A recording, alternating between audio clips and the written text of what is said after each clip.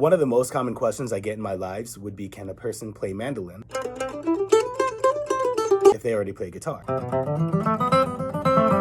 The answer would be yes and no. The right hand uses a pick just like a guitar, but the left hand more closely resembles a fiddle. So on the guitar, a position spans 4 frets, which would mean each of those frets gets their own finger. So fret 1, fret 2, fret 3, and fret 4.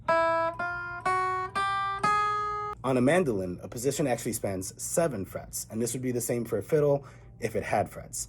So that means that most of your fingers are actually responsible for 2 spots. My index finger plays frets 1 and 2, middle plays 3 and 4, ring plays 5 and 6, and pinky plays 7.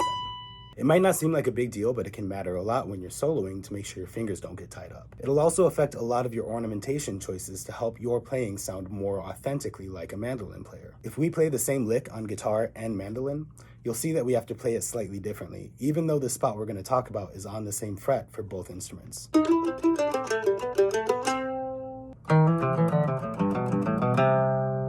Because the guitar uses different fingers for the first 2 frets, it does a hammer-on for the first 2 notes. Because the mandolin uses the same fingers for the first 2 frets, it does a slide for the first 2 notes.